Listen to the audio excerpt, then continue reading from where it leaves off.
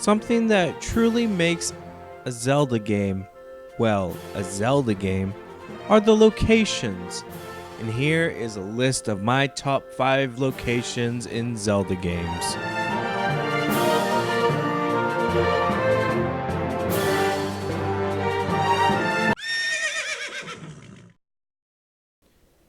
Number 5 is the Gerudo Fortress from Ocarina of Time. It may be in a desolate desert area, but it is a pretty interesting area though.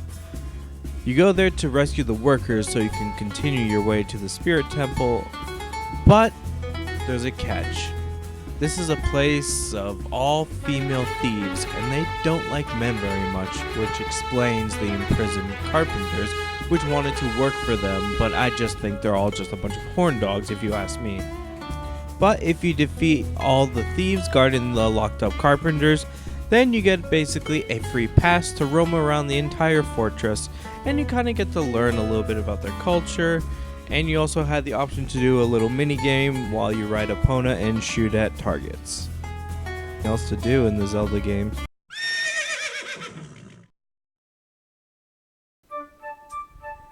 And number 4 on this list is Skyloft from Skyward Sword. It's one of the few places in the game that are truly memorable and that I actually care about protecting.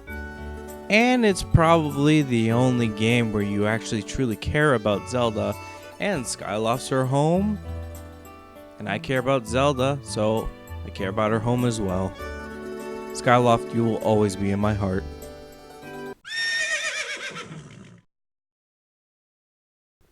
Next up is Lake Hilah from Twilight Princess. Why the Twilight Princess version, you ask? Well, you can see from a distance the Gerudo Desert, and you have some really wacko characters there with that giant cannon and weird musical crank machine thing. Music box, I guess you can call it, music house, whatever. It's a little weird, but it's fascinating. And you can find some cool secrets, and also the Lakebed Temple is here. But, as usual, none of us really like any kind of water temple in a Zelda game. As a matter of fact, neither are ice temples, like in A Link Between Worlds. Also, Lake Hilah is a really beautiful place. In my opinion, a lot more prettier than the one in Ocarina of Time, but that's just my personal opinion. This is my list, which is all my opinions, so if you don't like it, deal with it. Now, let's get on to the next one.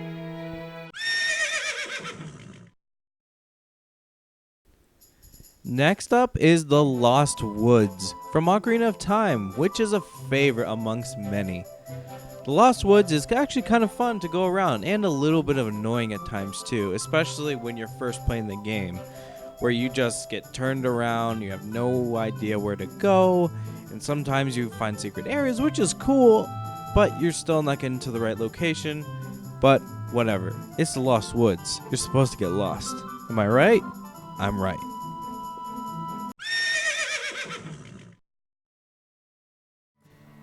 And number 1 is Clocktown from Majora's Mask. It is a fan favorite as well. Clocktown, in the land of Termina. There is just so much to do, so many people to meet. And the impending fear of the moon destroying this wonderful little place. Honestly, if this was a real place, I would live there. Minus the creepy moon that follows you and watches you. And probably watches you sleep, eat, and other things. Well, on a more positive note, Clocktown is basically the central hub of all of Majora's Mask. You always come back here for one reason or another, especially for the Cafe quest, which is my favorite quest, and this is the origin of the quest. Clocktown will always have a special place in my heart, and I really hope when they do like a Zelda theme park or something, Clocktown is like the main central hub or something like that. I don't know, just something interesting to think about. Hey guys, I hope you enjoyed my top 5 locations in Zelda games. And thank you for watching my Zelda Month videos. I would have done more, but you know, life gets in the way. But I do have a very special video for next week, and that will probably be my last video for this year's Zelda month. And again, thank you, Peanut Butter Gamer, for inspiring me to do my own YouTube channel and do my own Zelda month, since Zelda is my favorite game series of all time. Well, guys, hope you enjoyed. See you all next time. This is Caretaker Gamer, signing off.